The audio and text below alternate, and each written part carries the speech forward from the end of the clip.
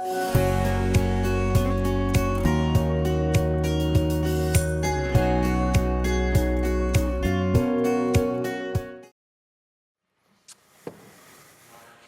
good afternoon. All right, it's great to be here. Brewer, my friend, here we are again, right? Yeah, man. All right. You ready to do this? I am. All right. Very good. Yeah, man, I love sitting with you. Love talking with you. Absolutely.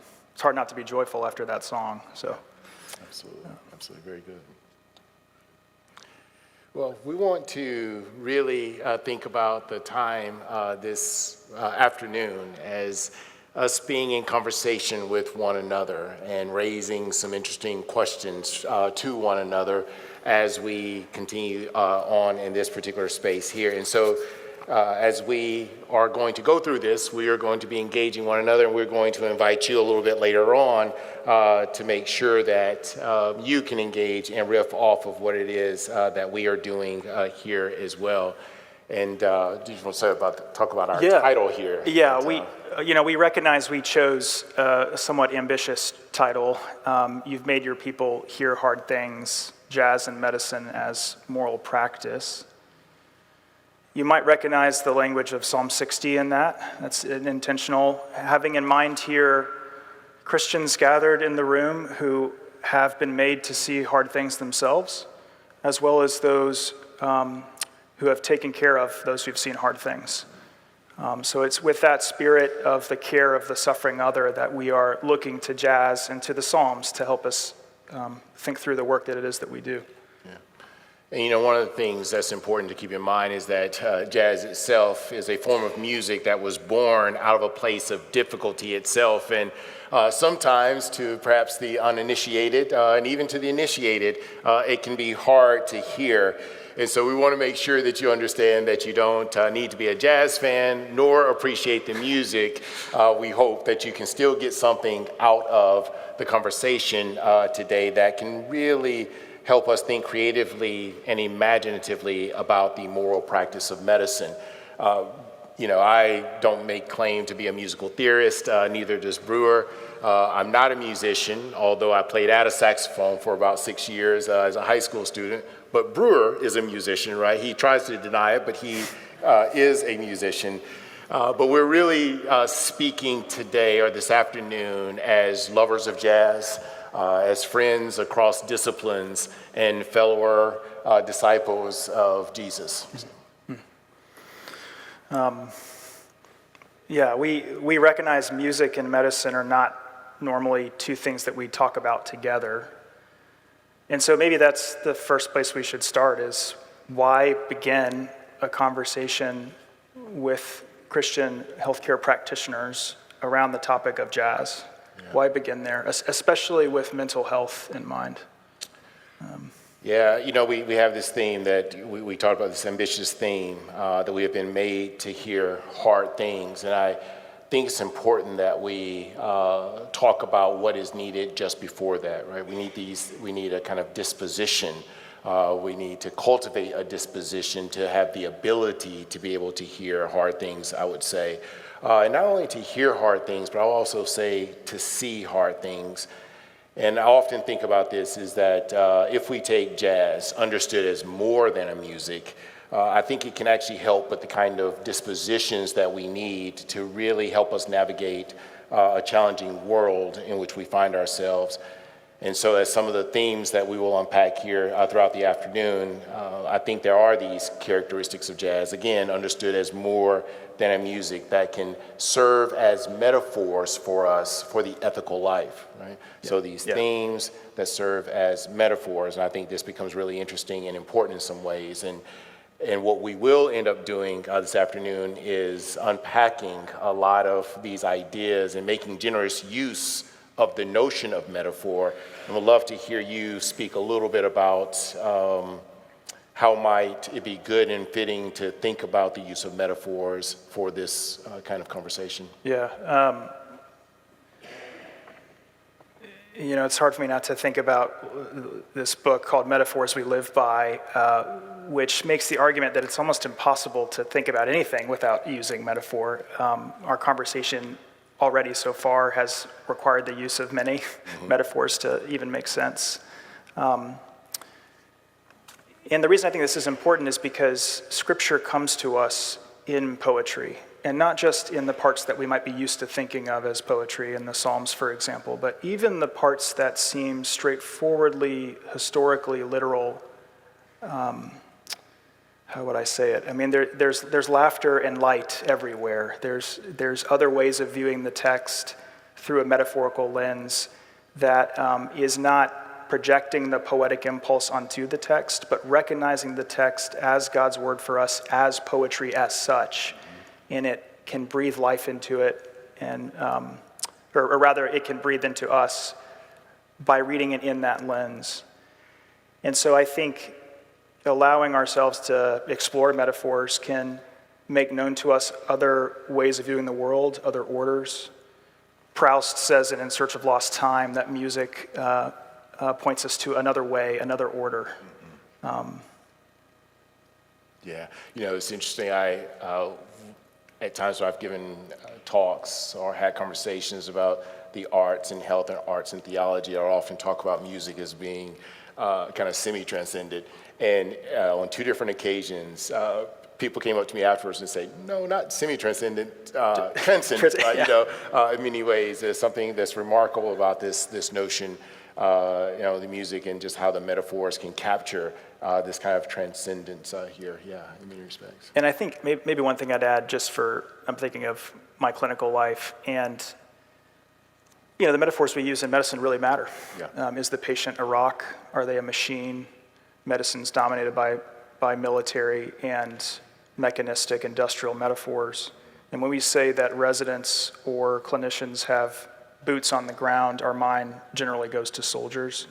But it's important to remember that gardeners and farmers wear boots too. Yeah. So the metaphors we use shape our imaginations. We will live into them insofar as they map out a moral territory for us. But.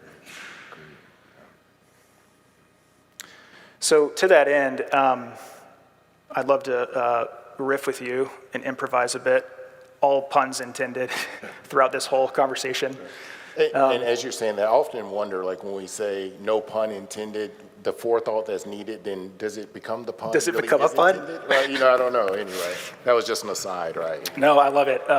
You rescued me. A part of the choice of you've made your people hear hard things is you have to suffer my terrible humor. Right. So that's. I have teenagers, so I have dad jokes. Yeah, exactly. I've been reduced. So. Yeah. My boys are three under 7, so they think everything I say is hilarious. Oh, well, enjoy it while you can. Yeah. So, Patrick, one of the reasons I love thinking with you, talking with you, trusting Christ alongside of you is what you've taught me about syncopation and improv in the moral life and the Christian life. Would love to hear you riff on that, those things. Yeah, we've been talking a lot about these motifs or themes that show up in jazz, and one of the things I like to try to identify is not so much that these themes only show up in jazz or that they are not in other places, but they are characteristics of this particular art form. And when I think about the larger socio-historical context of jazz, kind of cultural traditions and resources, at least as I understand it, that have gone in to that, there are these themes, and when we understand it as more than a music, right, these themes emerge. And so to pick up on this conversation about the metaphors, right, so how does this translate to metaphors? And there are so many different themes that we could raise, right? You and I have had conversations on this, and here I just want to highlight 3 that seem to just emerge for me over and over again.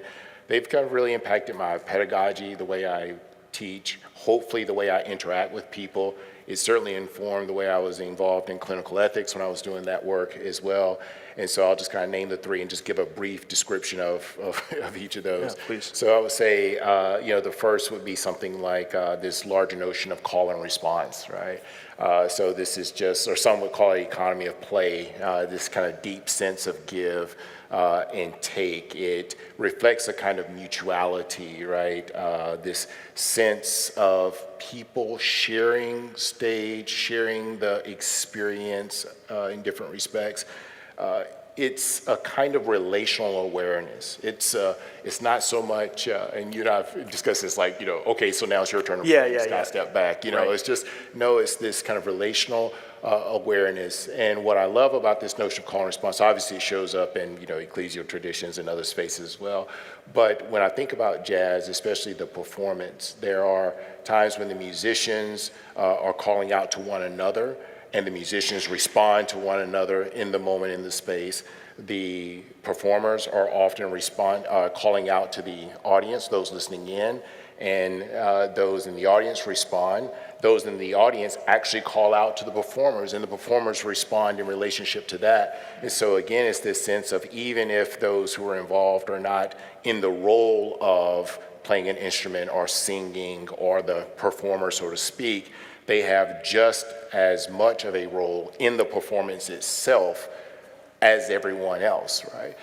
And for me, thinking about the work of healthcare and, in terms of healthcare ethics, right? Recognizing that, yes, patients and their families have a role, maybe not a deterrentative role in every sense, right? Or there's certainly expertise that professionals, bring to that space, but we have to be reminded of this deep sense of kind of mutuality. Another motif that emerges for me is this notion of, as you've already mentioned, improv or infinite play. Of course, again, improvisation shows up in different spaces. But what I really appreciate when I think about jazz and improvisation, that there are these kind of standard licks, right, or standard songs that people may say, and then there's always this space to generate and create something new in the moment, right? And many would suggest that the best way to think about improvisation is within the kind of the parameters or the bounds of some aspects of musical theory.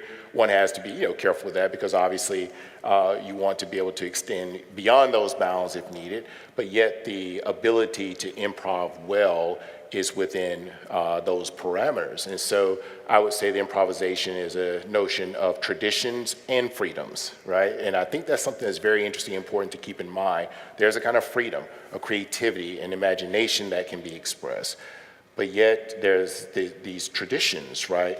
Again, those traditions don't necessarily bind us, right, or lock us in or cage us, so to speak. I think of it in the Latin sense, traduco, right, that which is carried over.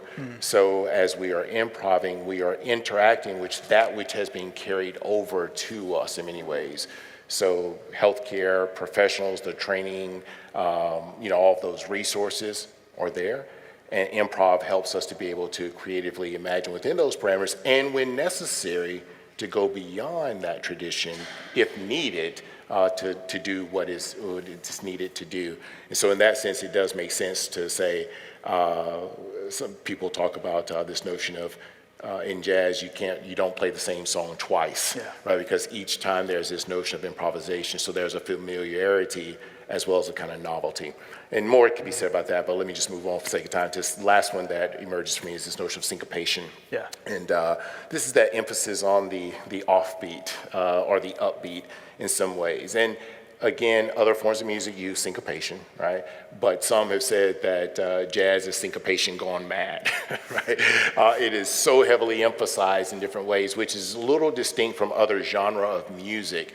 And so for me, what that signals, and to others as well, it signals and symbolizes that the normal rhythm of things become attention to that which is often unnoticed, or that which is usually not emphasized or underemphasized. And I think that becomes important because as we think about jazz and syncopation, this motif as a metaphor for the ethical life, the normal rhythm of our lives, our observations, our practices, our engagement gives attention to those things that are not often noticed as much or emphasized as often. And so now we begin to kind of develop those eyes to see and ears to hear in different ways. And so there is this notion of maintaining, yes, awareness of the downbeat and the upbeat. So it's not one to the negation, one embrace at the negation of the other, but it's an and, right? And that gives us this pattern of kind of expanding the dispositions that we need for, I would say, to do or to live well, and certainly to think about what it means to faithfully practice engage in this moral practice of medicine, probably I should say, in that respect. So, You're making me wonder why it is that we find ourselves caged within our traditions and struggling to create an economy of play, you might say, within healthcare spaces. I mean, I'm thinking of conversations I've had with my own sister, who's a counselor, and friends from my church community, and how there's a struggle both in language and in practice of how to speak across our different traditions of medicine, counseling, and Christian life and work. Just curious what you make of that and how jazz helps us maybe think outside of our tradition. yeah. And then I have a thought about syncopation that I'll. Yeah. No, I mean, there's so many different ways, Brewer, and I think even I would love to hear you reflect on your own question as well. I do think when we talk about call and response, or let me step back. It's interesting that as I've read in the past and thought about the history of jazz and just, how it started and the configuration of some of these moments, right, in the history of the music, that a lot of the instruments that you see being brought together were never really intended to go together, right? In some way, in many respects, they were kind of like throwaways. But yet there was this context. There were people who said, "Hey, that which is discarded, let us, figure out how we can bring these things together in ways that perhaps were novel," or saying, "Hey, there can be something that is beautiful here." And so when we think about these disciplines and talking across one another, oftentimes we like to be in our silos, or we feel most comfortable in our silos. I think one of the things that jazz reminds us is that let's explore, let's see what it looks like to bring different voices, to bring different disciplines together, to be able to generate and create something that may be new, that can speak to us in so many different ways across the board. And going back to this idea of call and response, when there are those opportunities for certain members to be able to solo, right, to have their voice, to be able to speak and to share and provide their insight, take the chance, right? So anytime you engage in improvisation, that's going to be, you're taking risks, right? In some ways, you're putting your voice out there. Sometimes it goes well, sometimes or some days it doesn't go as well. And I think same kind of thing with how we're exercising the kind of courage that is needed to have our own voice, to share our voice, also recognizing that we're still part of the band, right? And we have our moment, and then we also can be back and be part of the chorus, and then others can also begin to share their distinctive voice and exercise their courage in a particular way, and still can have one sound amidst the polyphony of voices that you see individually. So, Yeah. But I'd love to hear you kind of think about how you would reflect on your own question there. Yeah, I mean, part of the reason I was laughing is I was thinking about risking improv in the room with patients, and Yeah, right. learned a lot from that. No, I mean, truly, the syncopation concept I think about a lot. I mean, I sometimes when I start an encounter with a patient, or I'm opening our time together, I'll literally say, "There's just some beats I want to hit here, and some brass tacks that are going to help me think clearly about your health. Forgive me as I type into the screen for a bit." But if those are the beats, then I found over and over again that listening for the off beats, the things that are not present in the beats I want to hit, or the silences that come about in the list of questions I'm asking, and taking note of those and saying I'm going to return to that later, has been a critical way of thinking about patient care that I hope has allowed me to hear and see the patient properly, because you recognize the importance of the beats, but then you're listening for what often is the most important part of information that patient needs that day, or the most important need they need to express to you that day that's not captured in the beat. It's captured in the offbeat, and is in fact important on a kind of capacious musical imagination to listen out for it, or at least to be willing to ask for it. You said something that was striking here, and And I know this has come up when I've started talking about this song, about improvisation. It's like, wow, do we want to do that like in front of the patient? Like, what does that mean, right? And I get it. And I, as a patient, I probably would say, hey, doc, are you really improv here? Like, what's really going on? This is one of the things where I really appreciate this emphasis, at least as I understand these resources, how they can serve as metaphors for the ethical life. That's why I really like this emphasis on at least a certain way of thinking about improvisation, as toggling between traditions and freedoms, right? So I think this notion of traditions gives us something that, yes, certainly guides us, that gives us the reason, that's based on good science and good evidence and those kinds of things. The freedoms, I think, really come in as to how we can be present in the moment to attend to the needs and the narratives and the stories and the context, the experiences of the patient, right? And so as there are new situations that are being encountered, yes, you can draw from the tradition, but there's a freedom to figure out how to creatively bring those resources together for the particular moment at hand. And so this is where I think it's not a sense of just kind of flying by the seat of one's pants. Yeah. And I know you weren't saying that's that good. at all. That's good to say. But it's just for those who may be listening, thinking about, improv, you just want doctors improv. It's like, no. That's not what's happening, in that regard, yeah. Yeah, you're making me think of, like, if I'm draining an abscess, you don't want to hear your doctor say, I'm just going to kind of, I'm going to improvise on this abscess. It's like, no. I think I'm going to leave, Right. That's why I know you, right? I'll just call you, right? But then I guess, how do I say this? And I'd love to actually later, it'd be a delight to hear from wise practitioners in the room who feel that they've improvised, and in that willingness to improvise, learned about a need the patient had that would not otherwise have been known to them. But I'm thinking of even the strangeness of bringing up music and art in the clinical space sometimes, and looking at a painting together being the unexpected thing that cracks open this patient sharing with me her loneliness and deep need of friendship. Or even sometimes in the middle of the social history, I'll just ask who a patient's friends are, because I love to see them be like, it's a weird question to be asked from my doctor. But what flows from that conversation is often the biggest need the patient has. Well, listen, in light of what you're saying now, that sounds like it takes time, right, to be able to kind of have that engagement. And as you are aware, as you've written and thought about this quite a bit, jazz plays with time perhaps more than any other musical genre.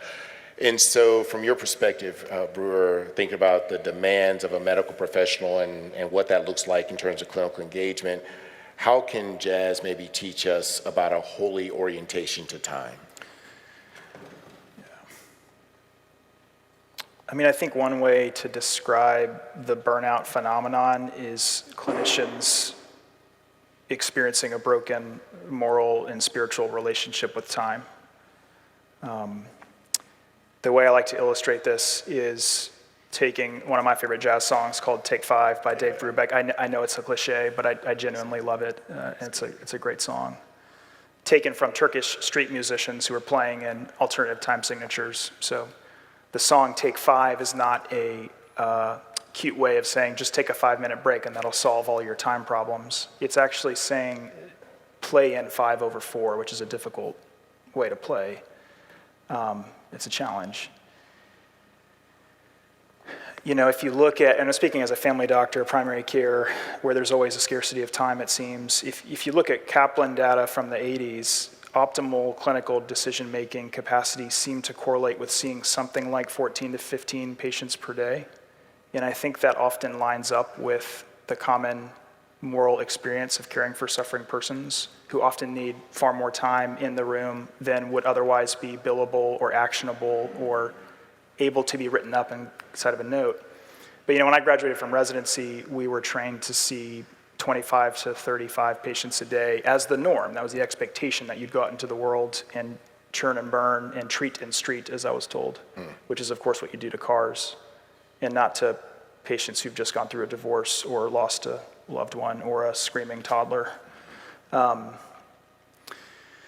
So I think that jazz helps us think about time in a way that is capacious, that teaches us to rush or to slow down when necessary, I had a jazz musician friend who would often talk about reading scripture in this way, and it helped me even read Jesus. Why does he abide 2 days later in the place that he was before going to wake Lazarus? This kind of different orientation to time that's not just running and rushing. And yet at the same time, one of my favorite scenes in Chronicles of Narnia is when Aslan kind of chastises Lucy for sort of lingering, and she's like, hey, look, Edmund's going to be okay. You need to go heal other people. So I recognize sometimes that haste is the call on the clinician's life. I'm rambling, but I think jazz can teach us a way of thinking about time that's hopeful because it keeps the future open. It recognizes that you cannot fit the needs of everyone in front of you into the constraints of each day. To let moments breathe such that you can discern the need in front of you. The problem is that, we might talk about this later, modern medicine is not necessarily set up to allow for a holy orientation to time. So it can be a challenge to imagine how to inhabit time faithfully in a medical industrial frame of operating and living. Yeah, absolutely. It's the tempo gusto, right? The right speed, which is a fascinating concept to me because it can mean both the ideal time and the time that one plays within daily, right? So it's not this kind of like pie in the sky, I'm just gonna have all the time in the world. It recognizes there are practical realities that constrain our time, but it allows you to talk about ideal and practical daily realities in the same breath. Yeah, and I love that, as you mentioned about the right time, right? And the notion of discernment that is needed, right? With respect to making those kinds of decisions when haste may be needed, when we need to take a moment to step back and exhale and be present in a different kind of way, right? Which also is something, again, I think that emerges in certain motifs of jazz as we're looking at them as metaphors for the ethical life, that all of these things require a kind of deep listening, right? At least that's what seems to be coming out to me as we're talking a little bit about this, right? I think too, and let's just take the example of Jazz Festival we just sat through together. If we had said, we've got limited time, we have less than an hour, let's just speed up Jazz Festival and play it 2 times speed. Medical trainees often listen to their lectures. It would not be a coherent experience. It'd be uncomfortable. I actually have a version of Take 5 that I sped up and compressed to a 25-second little thing, just to illustrate this, that there are some moral realities you cannot compress. They cannot be put into a... It's powerful. It won't work. No one listens to their favorite songs sped up at 2 times speed. It's powerful. So, I love this conversation with you about metaphor. I love talking about metaphors and words. But I think that there's reason sometimes to be skeptical about metaphor. I think there can be some worries about, or some discomfort with it. The character I think about that helps me think through this is Angela from The Office. Office fans in here, I don't want this analogy to drop too far. Okay, we've got one person who watched The Office. Awesome. All right, so Angela is this. She's one of the few characters in the show who, through the course of the show, openly claims Christianity. So, interesting to just reflect on that, this character and how they choose to portray her in the show. Very Pharisaical, very hypocritical, harsh, painful person to be around. There's a moment of kind of reckoning in her character where all of her hypocrisy kind of comes back to her. And she's being comforted by Dwight Schrute. Not a very comforting person, but there he is. And she's crying, and she says, Dwight says to her, "You're not stupid." And Angela says, "I'm not stupid. Jazz is stupid. Just play the right notes."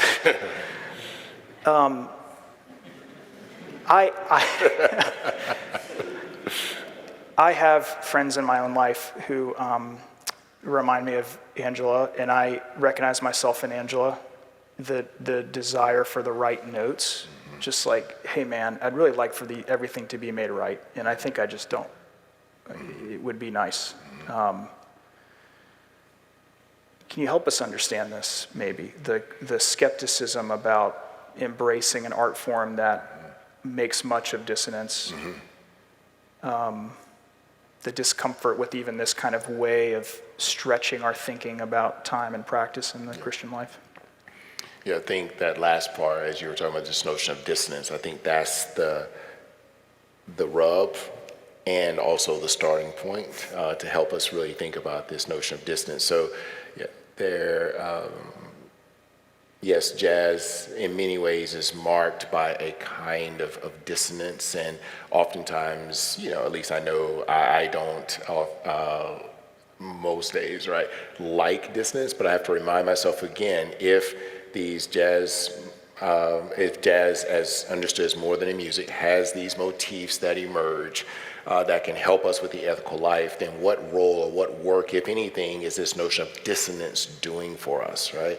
And for me, I think it reminds us that there's a kind of uneasiness that we may feel, a discomfort that shows us, or that kind of identifies the fact that something may not be fully right with the world, right? That there's this deep sense of theologically, we would say theologically, a relational brokenness of the world, that our interactions with each other, maybe even within ourselves, with the larger created order, is not always in sync. And so what does that notion of dissonance really mean? So it's a starting point, but it also is an impetus for us, like a journey to say, as I'm experiencing this dissonance, I am on this journey to think about what resonance would look like, right? Coming through this. And I think it's really important that we understand that this dissonance is a part of life. And I think the overarching narratival arc of Scripture kind of reminds us of this. When I was when I was in divinity school, I just remember being so enamored with the wisdom literature in some ways. And even though I was thinking about philosophy and trying to have nice, tidy, clear categories and all that, I was always captivated by this notion of the wisdom literature that helps us kind of navigate a world of relational brokenness and this notion of discernment that is needed.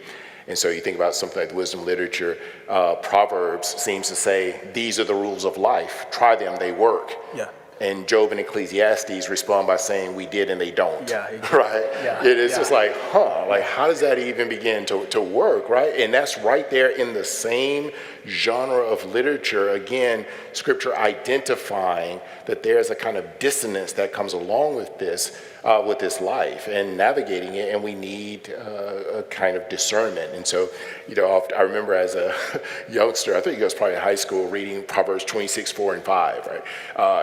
Do not answer a fool according to his folly, lest you be like him. Then the very next verse says, answer a fool according to his folly, lest he be wise in his own conceit.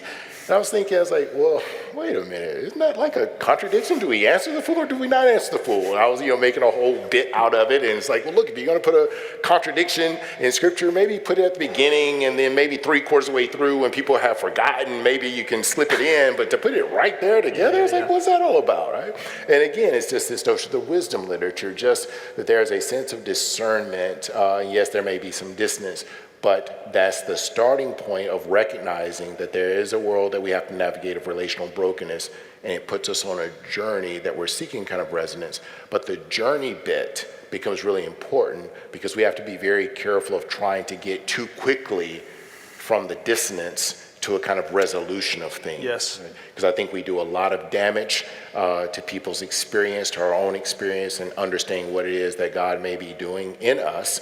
And I'm sure there'll be translations or parallels for medical professionals like yourself, which, if you want to, you could speak to that a little bit more. I don't presume to be in that space to see how that works out. But that's what I would kind of lean towards, Brewer, in terms of thinking about this notion of dissonance and how it can help us not become settled with the way things are, but to recognize that it's not just about playing the right notes, right? That may miss something interesting and important about the ethical life. Yeah. Yeah. that maybe that Angela has to embrace jazz to actually heal from being called stupid. Yeah, I mean, I think about this a lot, and the kind of story that haunts me is I have a friend who, old mentor, who wrote a song about miscarriage with his wife, and the lyrics of that song are, "This ain't a blessing yet, it isn't beautiful to say it is. It's been a long night, honey. I need to cry, but I'm fighting it off, and you're still shaking from the blood loss. No good God would cause a thing so ugly. It makes you curse while you're trying to pray. This time I think they're one and the same." And it's a very difficult song to listen to, obviously. It's difficult lyrically. It's not jazz, but I think the willingness to, and he says this about the song, it was dissonance made. Like he wanted to lean into this experience of being pushed to call something beautiful and a blessing far before its time, and in fact something that may never be rightly called beautiful or blessed, and to allow his heart to turn towards lament and crying out to God in the same breath. I mean, this is the tension. On the one hand, beauty can cover over really difficult things in a way that's not right. I mean, the first concentration camp was in Dachau, in part because folks would have associated that city with the arts, right? So you could say something like, "Oh, they're just going to this camp in Dachau." It's like, oh, okay, well, Dachau's the city of humanitarian delight in the arts. On the other hand, one of the first art forms that Hitler banned after annexing Czechoslovakia was jazz. So it's like this tension between too easily drawing on a concept that might move us too quickly past sitting with the sufferer and the sense of Job, and at the same time, embracing these forms of art might help us resist things that we should resist. You know, we've talked a lot about the various themes, motifs that emerge here, and in many ways I see it, we're just kind of throwing things out there, and you know, there's this funnel, right? And so we're putting all these ideas in, and as they are coming down and maybe mixing together in some ways, kind of touching the folks who are here listening to us either online or in this space, they may be wondering, okay, what is the practical value of some of this? How does this impact my role as a healthcare professional, or the kinds of, if I'm committed to Christian tradition in some way, what does it mean for me to be faithful to that tradition, be informed by these resources, and understand the kind of practical work that I do every day as I try to embody, right, these ideas. So it's not just about ideas or concepts or, you know, resources, but it's about how we embody these practices. So as a family doctor, and your work needs to attend to the concerns, right, of people. How would you bring all of this together for those who may be listening?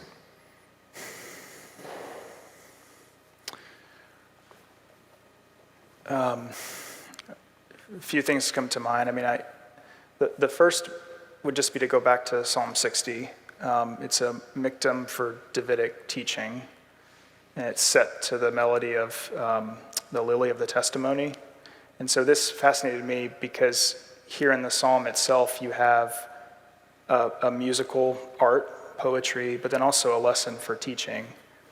And so that's the first thing I'd say is music can be a way of practicing prayer and practicing lament that we may not be used to.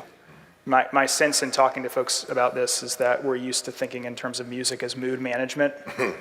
So if you're having a great bright morning, you put on the playlist that just, you know, gets you ready for the day.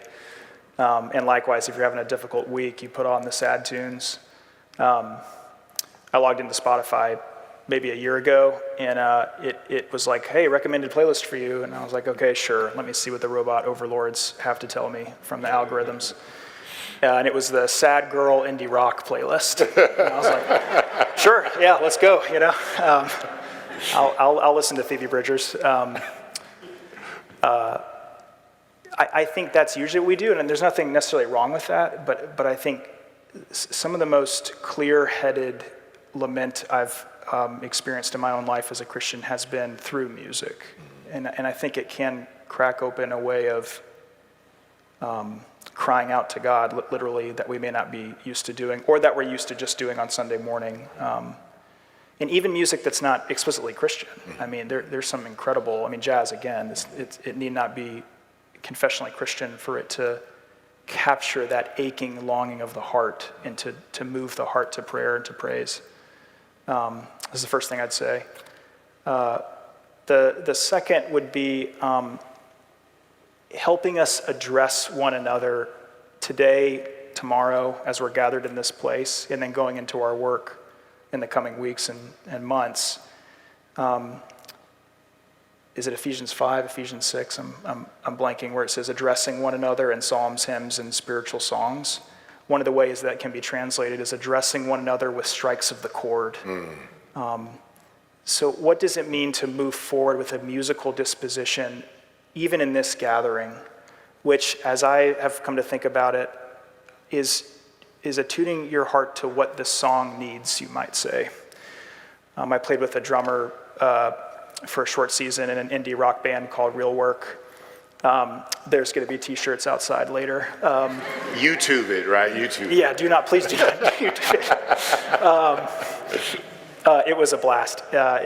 Joe Stillwell was the drummer for Need to Breathe, and it was a gift to play with him and learn from him. And one of the things he told me one time when I was trying to figure out what to add to this song is I was like, I don't know what I have to offer here. And he's like, you're asking the wrong question. The question is, what does the song need? And it may not need you to play at all. And that just totally changed how I thought about music from that day forward. But it also changes how I think about sitting with patients in the room. And that was born of a musical impulse, right? And so I think even in spaces like that, or spaces like here, that kind of question, what is the need here? What is the wound that's crying out for healing? Calls you to do two things. I think first to constrain your speech, because maybe the question you want to ask doesn't need to be asked and the comment need not be offered. And at the same time, it's a call to courageous upward action, that in fact you may be the very person in the room who needs to ask the question, who has the experience or the awareness of the wound in the room, that we're relying on you to teach us. I'm relying on you as a family doctor to teach me how to care for my patients in a way I cannot yet see. And to me, that's a musical orientation to the flow. And then I think the last thing I'll say in an attempt maybe to give us a kind of funnel point is one of my favorite passages in Exodus after the calling of the artisans. So this is after the golden calf. There is this moment where the artisans are called to build the tabernacle. And as they're constructing these beautiful objects, these artists are working. The people of God are so moved that they end up bringing so much gold that Moses at one point has to say, please stop, like we literally have enough. The artists are kind of like, we've got it. Like if you could stop bringing us all of your gold, that would be great. And I read that as this way that artists and beautiful things can move us towards radical generosity. So this is not humanity's baptizing medicine with clever, glittery metaphors. Absolutely. This is submitting to something, as C.S. Lewis would say, look, listen, receive, surrender to the art. It's the first requirement any work of art makes upon you, is to get yourself out of the way, such that you might be transformed towards acts of radical generosity to your neighbor, to the wounded other. And I would hope, insofar as we've had this conversation about jazz, that it would move our hearts to do that. That's beautiful, and thank you for sharing that in this, show radical generosity as you were looking at as being extended in terms of love of neighbor, and for those healthcare professionals who are feeling the burden of, the hard things, not only that they hear with regard to patient care and the families that they're trying to take care of, also their own lived experiences, right, may be presenting them with things that are hard to hear, and as they are addressing to take care of their own mental health, right? I think this reminder of radical generosity, not only in terms of how it is extended, but also how it has been received, I would say, in the gospel of grace that is in the person of Jesus Christ, what God was doing. And again, for those who lay hold to Christian tradition, right, how that gospel of grace expresses a kind of radical generosity that while we were estranged, right, from God, that God was breaking in, giving us the resources, right, that we need to continue to do this work well. What we want to do is take the next few moments to engage in a kind of call and response here. So we want to hear from you, to maybe riff off of some of the things that we have just highlighted and raised here in conversation, or ask questions or pushback, and we'll see what we have, what we can create and imagine together for the next few minutes. So we have a few folks who are coming around with microphones. If you want to ask a question, please raise your hand and I'll call on you. I'll start. First of all, thank you both. This was really incredibly rich. And I mean, the themes of call and response, improv with tradition and freedoms, syncopation, listening for the offbeat, they're things that apply both to healthcare, but also to Christian life and to worship.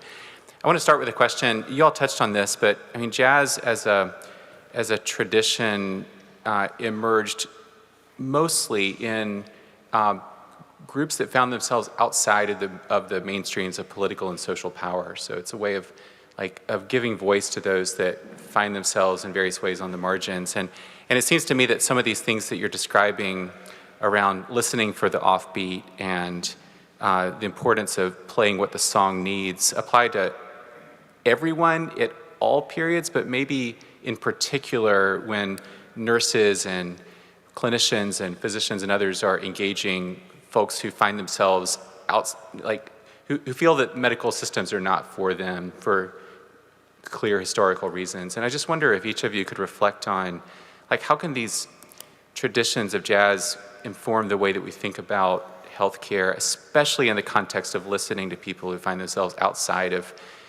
of political and social power in medicine?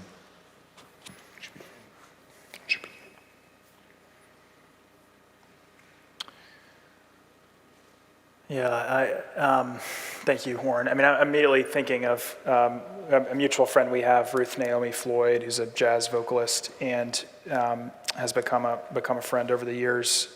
And as I've spoken with her about this and what she's taught me as jazz as the art form born of oppression and pain. Absolutely.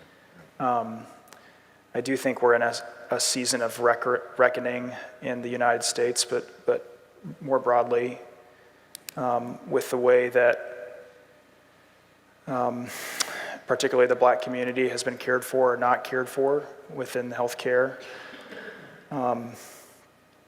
I'll say in my own life, I mean, I'm thinking of patients, so it's hard for me to speak candidly about them without having spoken with them prior. Having eyes to see who is not in the room with them, who makes their life possible, the willingness to ask questions that we're not necessarily trained to ask, the willingness to ask, how can I care for you? What do I need to see here that I'm not used to seeing? And this is back to that negative space idea, which is an important concept in visual art too, that sometimes you need to see what's not in the foreground to be able to capture what you're trying to do. Yeah, I would just want to say ditto, ditto, ditto to all that you said there. And I would just, one of the things that when people think jazz in these contemporary settings, kind of joyful expressions of musicians, hanging around, having a good time, people just, being light and jovial, and which that's great. You enter into the space, we have leisure to go into those spaces and to experience these live performances. And while that's all well and good, one need to be very careful not to forget the origin or the context in which jazz emerged, right? Especially thinking about Congo Square, New Orleans, and all of the public health challenges that were going on, and all of the, as you mentioned, Warren, the socio-political disenfranchisement. And yet, even in the midst of that, right, you see this art form being expressed and created that did not take those realities lightly, but yet found a way to imagine life together that was expressed by joy, right? And not a Pollyannish kind of joy or just this kind of flippant, just happy-go-lucky, but in the midst of deep hardship and suffering, giving a gift to the world that brings together these things that are often discarded, and yet kind of inviting people to do life together in a way that can reimagine how we bump into each other. And I think that's just something that is so, for me, remarkable and important about that to keep in mind as we think about these marginalized, communities, that there are resources within these communities that we can encourage the development of, that can in many ways help lift everyone out of the various spaces that we're in, and actually have a way of thinking about our communal life that could be very different than what we often experience now. Yeah, thank you both. Yeah, thank you. What questions do we have from the room? Yes, Parker. I have a quick question from our listeners online. Thank you all both for this conversation. It's been really, really fruitful. And they asked, if musicians and healthcare leaders were given more options for a Sabbath-like break as part of their professional role, what would that look like in your mind? Would it focus on things like time, or maybe alternative or improv spaces, activities, or rest? When you think about how one might incorporate some of these themes of jazz you've talked about into something like a Sabbath or a break for healthcare workers. I'm hesitant to say it would be another activity. I mean, Sabbath is Sabbath. I'm not sure that it needs another kind of reimagining. I mean, that's what's so powerful. It's one of the things that's so powerful about it. Medicine today operates under this, what Josef Pieper called a total work mentality. And I think one of the markers of this is that when you're seeking out rest, all you can think about is the work that you feel like you should be doing. And then when you're working, all you can dream about is the rest you wish you were having. And Sabbath is a way of resisting the tyranny of an industrialized moral relationship with time. It's an act of deep humility, right? Because you're recognizing that your life is not one of maximum production. And in fact, Sabbath is a way of living each day. It's not just one thing set aside. But I wish Clark Howell was here. I'd ask him to riff on Sabbath in the surgical life, because I think what he has to say about it is particularly compelling, in the sense that even in the surgeon's life, where you have almost no control over your time, there's ways of practicing small moments of recognizing that you're always living within a kind of sacred time each day.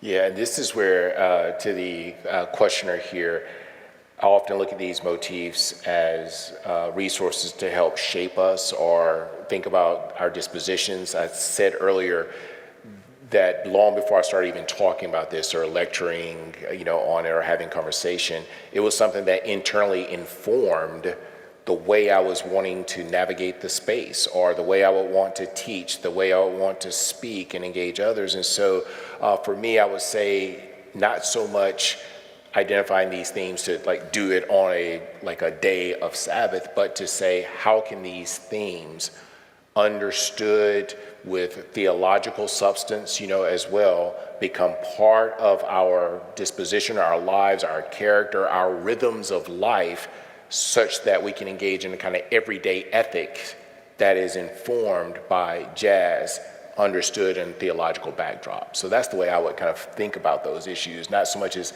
activities to do, but as just these themes that have become metaphors for how we think about doing life together. Yes, Jordan, do you have a microphone?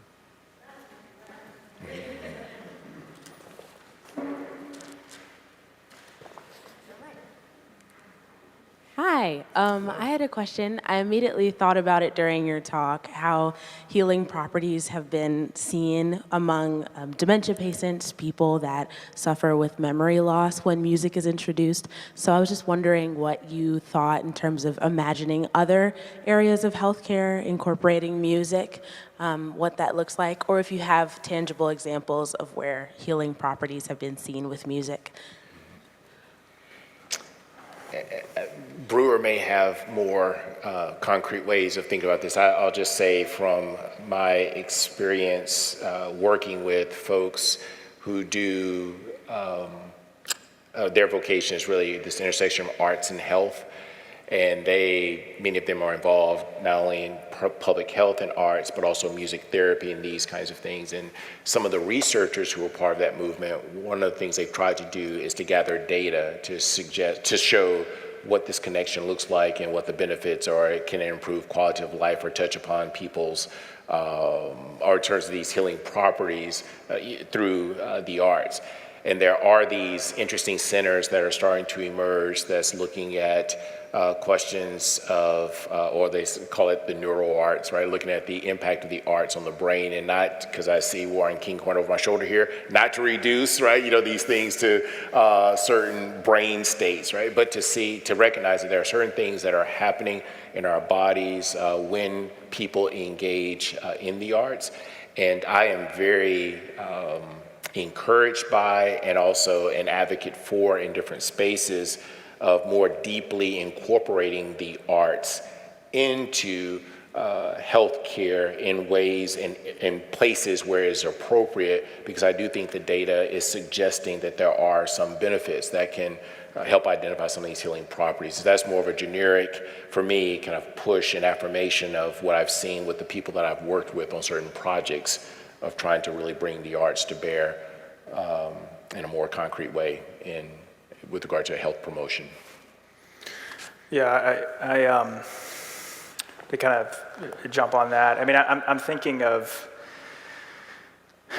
like the willingness even to suggest a song to a patient in the room. I've maybe done this twice, but and it's not something I'm necessarily calling for, but what I'm trying to say is I get nervous about instrumentalizing the arts in a way that can be easy to say, just go listen to John Coltrane and you'll be good. And not having the musical or just the moral friendship with the patient to recognize, no, actually maybe this person would be healed in a way by being pointed to one of Wendell Berry's poems or something. In the Project on the Good Surgeon, we've invited surgical residents who are desperately seeking renewal in their moral lives to build playlists of their own that house songs that move their hearts towards lament.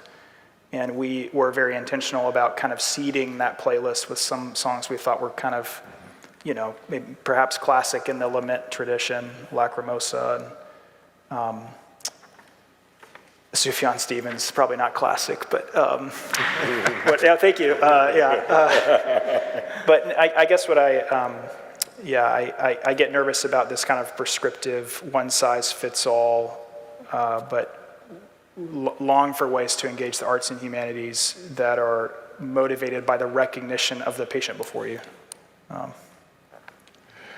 I know as our time is coming to an end here, I know there are probably other questions, but we do want to take just the last few moments here to have one other kind of audio engagement for us as we close out our time this afternoon. So, and I can offer a little intro about it. So, that opening track we chose, Jazz Festival, we wanted to be just an invitation to a form of thinking, a form of listening that may be unfamiliar. The artist is Victory Boyd. Her father was a jazz musician. She is a sister in Christ, and a big part of her formation is how Christ found her through this traumatic moment in her early years. But she speaks about these things in the same conversation about her father doling out 5- and 6-part harmonies around the kitchen table, all of them being musicians. And this track, we thought would be a way to kind of send us out to do the good work God has called us to do. And the reason that I think we found it so moving is that this track we're about to listen to does not tie up the conversation in a neat bow. I think it uniquely recognizes that patients, practitioners who are used to the bruise in the mind that will not quite heal, Victory's singing and speaking about that very thing. So she sings about a hope and a future, but she also speaks and sings about the recognition of God's love for her. And so with that, we offer it as a kind of closing gift that we might listen to together as we go forth from this plenary into the next day or two.